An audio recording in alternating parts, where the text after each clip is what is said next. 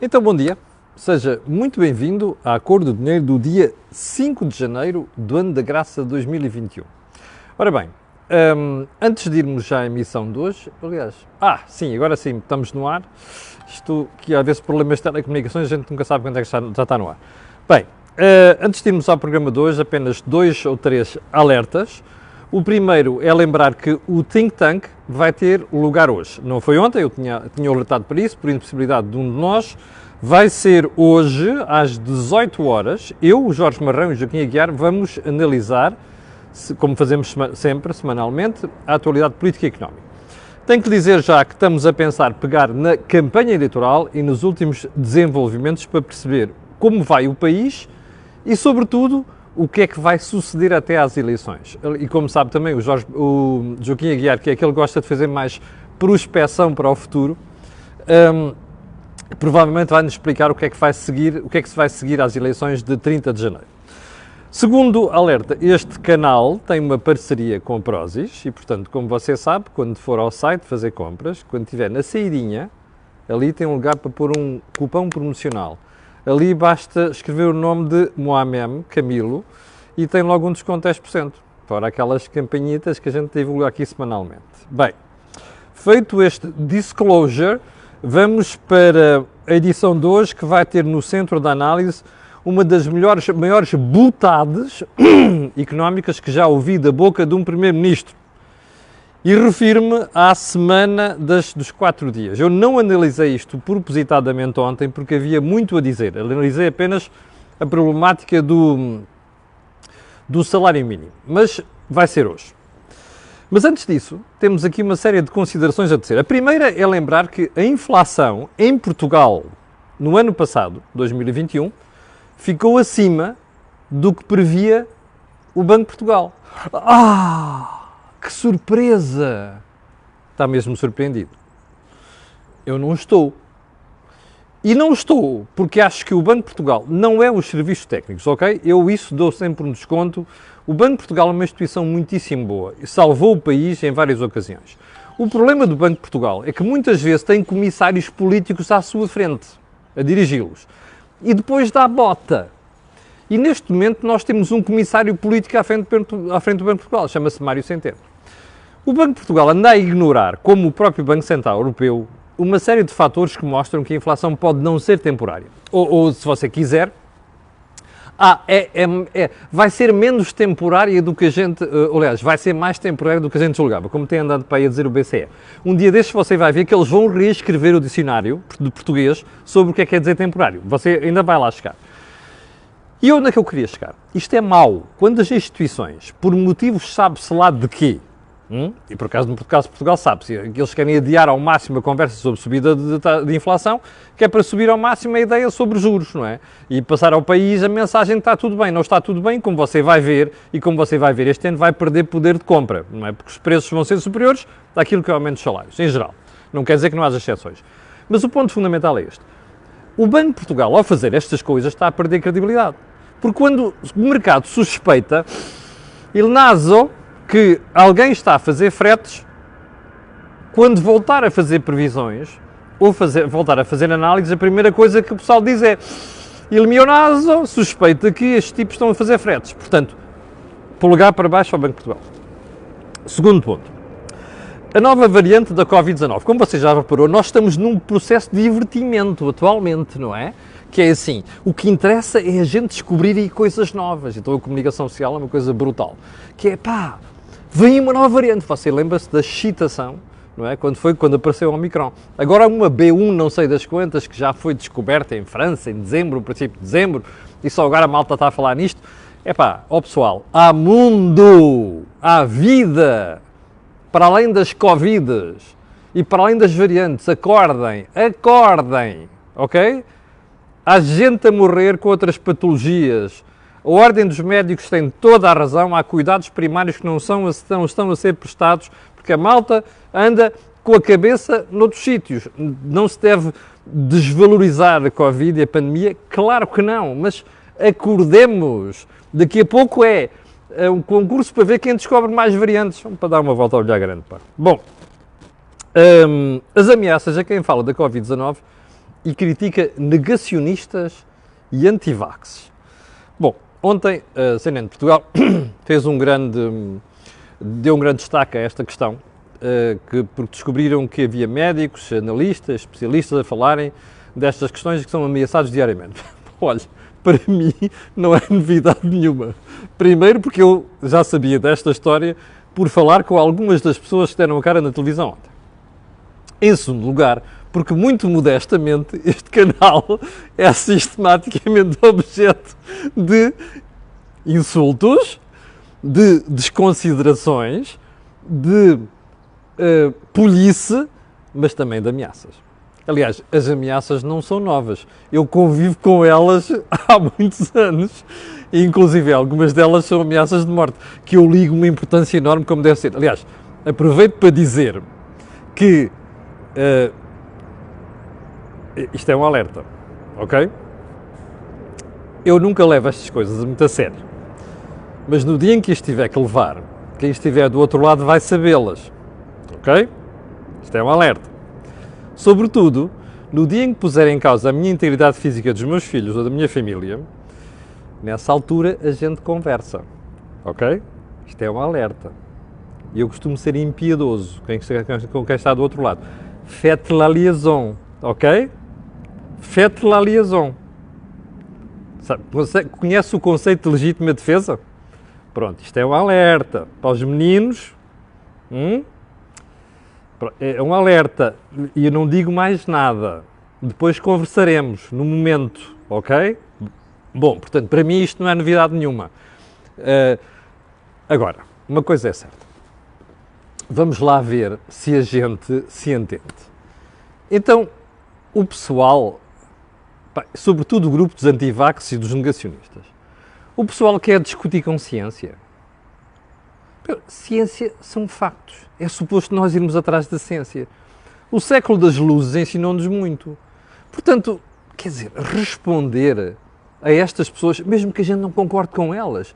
E eu não concordo com tudo que algumas pessoas que interpretam a ciência dizem, mas ameaçar as pessoas? Mas onde é que a gente está?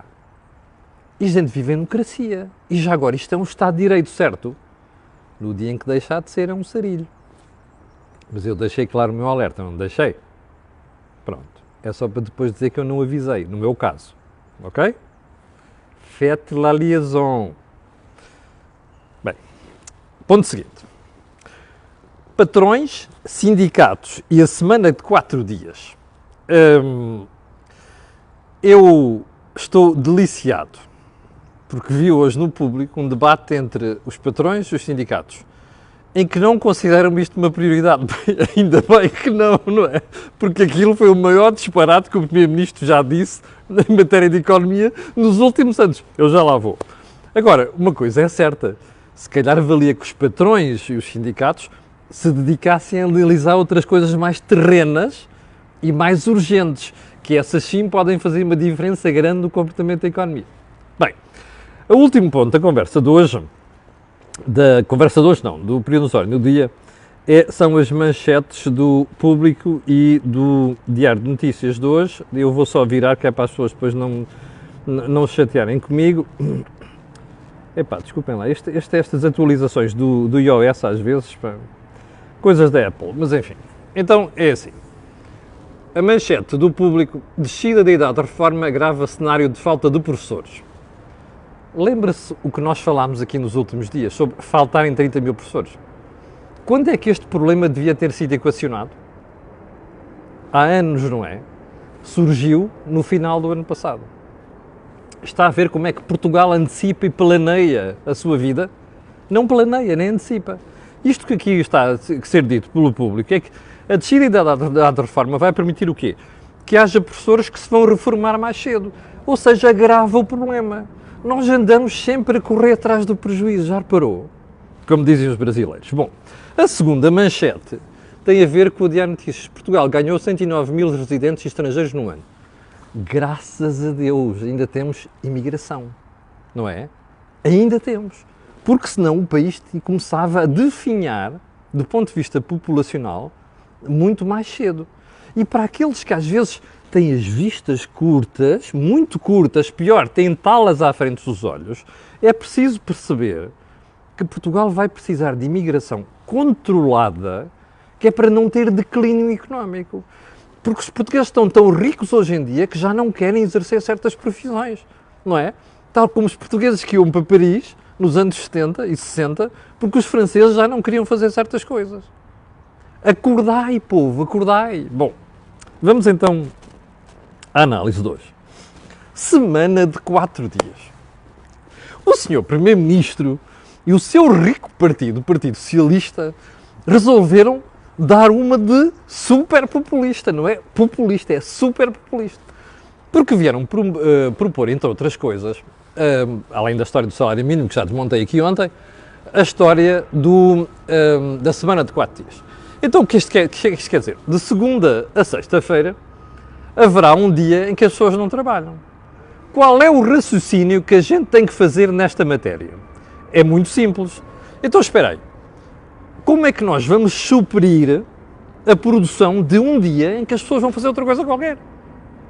Diga-me uma coisa, você conhece algum país que tenha feito isto, assim, em cima do joelho? O que é que isto quer dizer? Quer dizer que fica por produzir durante um dia. Como é que você supre o problema? Punha-se no lugar de uma empresa, ok? Punha-se no lugar de uma empresa. Então, o que é que você está a dizer às pessoas? Bem, vocês deixam-me trabalhar um dia. Isto é uma grande vantagem, não é? Liberta espaço para uma empresa dizer assim, olha, agora vou precisar de outras pessoas. Para o PS e para o Primeiro-Ministro é uma jogada do caraças. Diminui o desemprego. O problema é que isto aumenta os custos, não é? Porque artificialmente está-se a reduzir o tempo de trabalho daquelas pessoas que lá estão para ir buscar outras e preencherem a mesma função. Tem um efeito na produção, na quantidade de bens e serviços que você entrega à economia. Bom, qual é a reação das empresas? Primeiro ponto, baixam os salários, certo? Não baixam os salários, aumentam os preços. Pois, esta parte o seu Primeiro-Ministro esqueceu-se de dizer. Porque para uma coisa, ponha-se no lugar do empresário ou do gestor. Você diz assim, caramba, como é que eu vou manter isto agora? Eu preciso garantir mais produção, porque o mercado precisa dela. Mas eu preciso de gente. Ora, eu não posso obrigar aquelas pessoas cuja lei diz que trabalham 4 dias a trabalhar 5. Repara uma coisa, isto é uma brutal pancada nas margens de uma empresa. E você pode dizer assim, mas as empresas têm margens elevadíssimas. Quem? Mas quem? Como o Primeiro-Ministro reconheceu ontem na televisão, foi ele que reconheceu no debate de Jerónimo Sousa, que eu já lá vou a seguir. Dizia assim, você acha que nós devíamos subir o salário mínimo para os 755 euros e depois a partir de junho para 800 euros? As empresas estão em dificuldades, estão a enfrentar a pandemia. Você acha que a gente devia fazer isto? E o Jerónimo calou. Pois o Primeiro-Ministro teve um acesso de não loucura naquele momento. Ora, foi o acesso que não lhe deu quando anunciou a semana de 4 dias. Bem, isto significa duas coisas. Primeiro, você está a destruir valor de uma economia, literalmente, não é? Porque você tem menos produção. Vocês vão dizer assim, está bem, mas a produtividade consegue resolver o problema de um dia de trabalho? Estão doidos!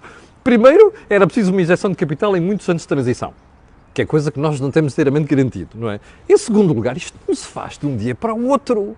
Bem, moral da história, o senhor Primeiro-Ministro, das duas uma, ou é ignorante,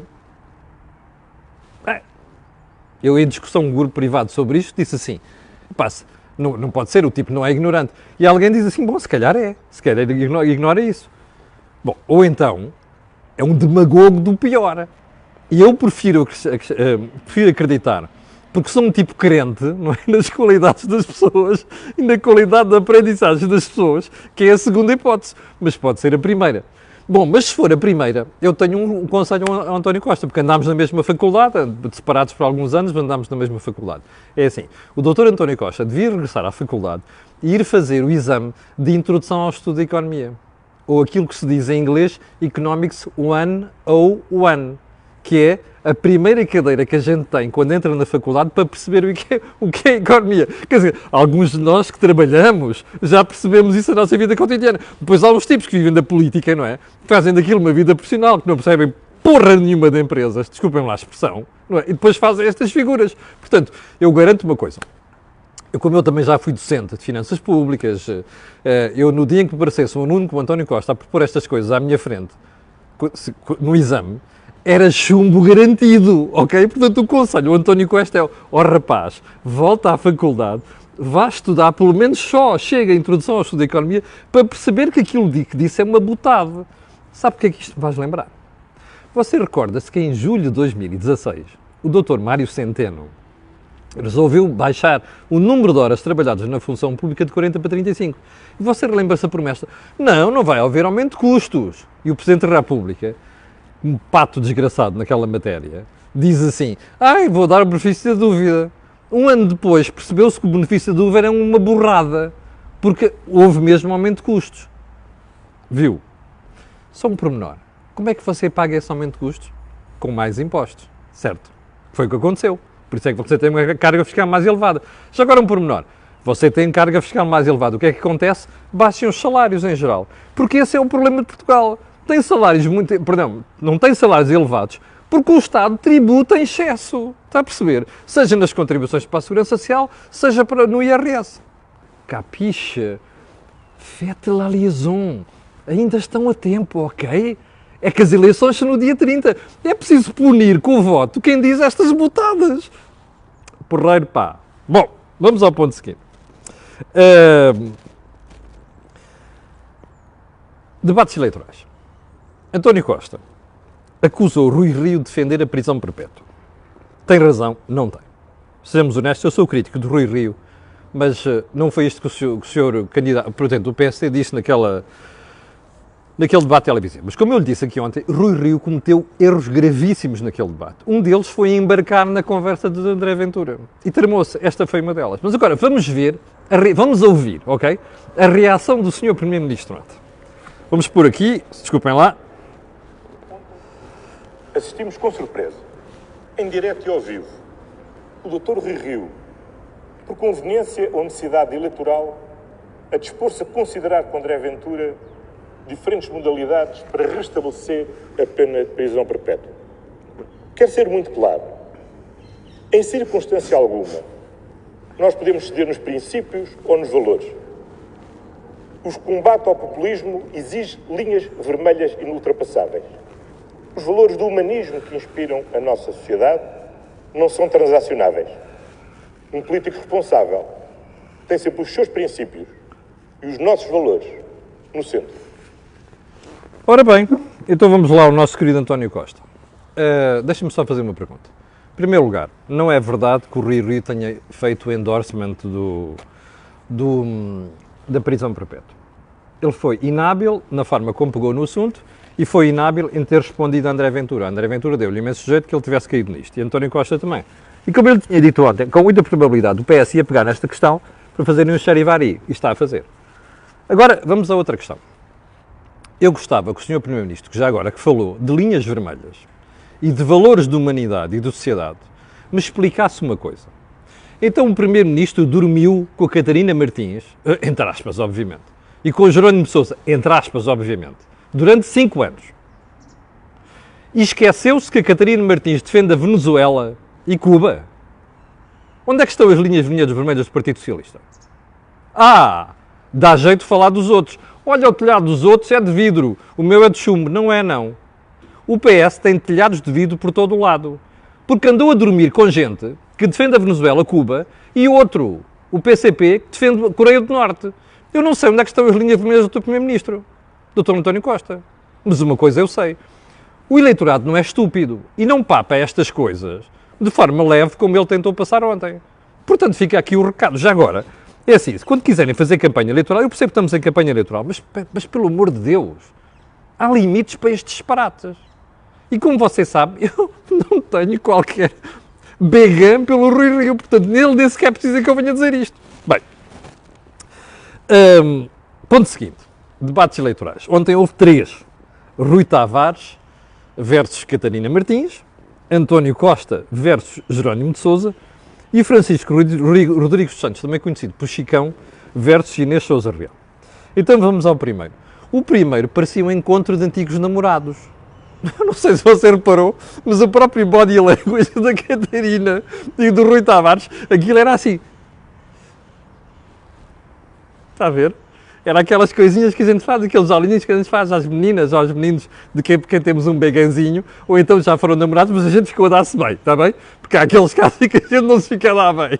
Pô, desculpa, aquilo foi deprimente, não é? Porque, repare, você está ali para ouvir debate eleitoral e vê 2 tipos que já foram do Bloco de Esquerda, um deles é dissidente, e a tentar justificar o seu espaço, mas a pensar assim, epá, eu vou-lhe pisar ali na ponta dos dedos.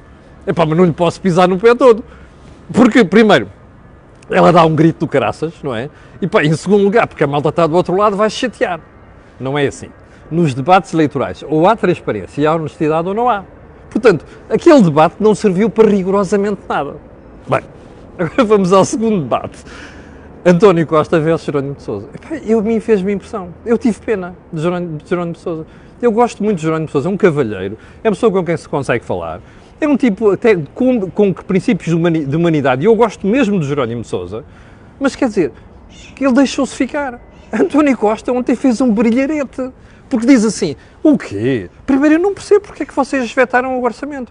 Explique lá. Jerónimo não foi capaz de fazer. Deixou-se ficar mesmo. Em segundo lugar, o António Costa consegue passar um de estadista ontem, quando diz assim, vocês impediram que aumente esse aumento extraordinário de pensões, garantia mínima para as crianças, baixar o IRS, não sei o quê. Se você for ver, aquilo são umas juruquices. Mas pronto, ele passou esta mensagem. António Costa passou a mensagem de estadista versus de irresponsável de Jerónimo de Sousa. E o pior é que Jerónimo de Sousa ficou-se. Bem, eu não tinha dúvidas, se eu não tinha dúvidas quanto ao PCP, que vai levar uma trombada nas eleições, e o Bloco de Esquerda, perdias ontem. Aquilo foi uma coisa deprimente e acho que o PCP rapidamente tem de substituir Jerónimo de Sousa, porque ele já não está capaz, como se diz no Algarve, já não está capaz de fazer aqueles papéis. E, portanto, espero que o Jerónimo de Sousa melhore nos próximos debates, que é para não fazer aquela figura que fez perante o Primeiro-Ministro, que conseguiu passar a imagem de estadista. Não sei se reparou, porque até a própria imagem de António Costa mudou na campanha eleitoral. Aliás, como da própria Catarina Martins. Bem, mas depois o último debate é que teve piada. Porque no último debate tínhamos o último lince ibérico como um dos participantes de um chat em que eu costumo chamar, que é Francisco Rodrigues dos Santos, e ainda hoje Sousa Real, para mim é uma sonsa, como vocês sabem, sem um sentido insultuoso, obviamente. Bom, aquilo foi digno de se ver, porque valeu a pena ver a combatividade de Francisco Rodrigues dos Santos a denunciar a hipocrisia de Inês Sousa Real. Bom, eu já, como disse, eu dou de barato a questão das touradas, ok? Isso dou de barato. Mas agora uma coisa é certa, vir dizer que a caça destrói os animais e as espécies, Inês, é o contrário. Um caçador, e eu sei que eu sou caçador, e vou recordar, tenho licença de uso e porte de arma. Ok? Bem, a Inês Sousa Real tem de perceber que o caçador é o último a que interessa ficar sem espécies. Aliás, nós temos ainda certas espécies em Portugal porque elas são criadas precisamente para que não deixe de haver caça. Dizer que o Estado perde dinheiro com a caça. É o que eu digo. O Chicão tem toda a razão. Isto são copinhos de leite de cidade que não percebem aquilo que é a vida. Porque acham que a ecologia são os animais de estimação, como disse o Paulo Pinto Mascarenhas, e muito bem, o meu amigo aqui no Facebook disse ontem num post, eles acham que ecologia é ter animais de estimação em casa. Desculpem, o mundo não funciona assim, não é? As vacas existem porque nós comemos carne, está bem? O leite existe e elas existem porque nós bebemos leite, porque senão já tinham desaparecido também. Esse é o ponto fundamental desta história. E a Inês Sousa Real não percebe isto. E mais, para mim a Inês Sousa Real perdeu claramente o debate, como é óbvio, e mais, a Inês Sousa Real está em perda desde aquele episódio das estufas, que ela ontem, no fim, voltou a levar com elas e não consegue explicá-las. E mais, eu volto a recordar isto. Um político não pode tentar contornar a lei. Eu, como cidadão, não lhe admito isso. E foi aquilo que a Inês Sousa Real fez. E a este ponto, tenho pena que o Chicão não tenha levado ao debate. Que é aquela história dela vender a sua participação à sogra para depois vender ao marido. E isto desqualifica, do ponto de vista moral, qualquer político. E, portanto, o debate de ontem, embora não tenha sido um debate espetacular, bonito, foi um debate em que o Chicão deu uma tareia na Sousa Real e eu acho que fez muito bem. E, sinceramente, espero que o PAN aprenda. Para já, espero que o PAN, nas urnas, acabe por sofrer as consequências do que aconteceu com a sua líder nas últimas semanas. E, em segundo lugar, espero que o PAN aprenda, para fazer política é preciso ser um bocado mais sério. Porque aquilo de proibir eutanásia de animais, mas permitir a eutanásia das pessoas, é a maior hipocrisia e o maior atentado à civilização que eu conheço nas últimas décadas. Mas pronto, isto sou eu. Olha, ficou aqui o Acordo do Dinheiro de hoje. Já sabe que às 18 horas vamos ter o nosso think tank. E já sabe também, amanhã às 8 da manhã estarei aqui para lhe atazanar o juízo. Para as 7.400 pessoas que estão em direto, eu quero agradecer.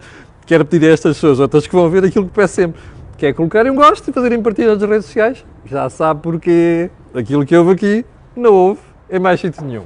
Obrigado e até logo às 18 horas. Com licença.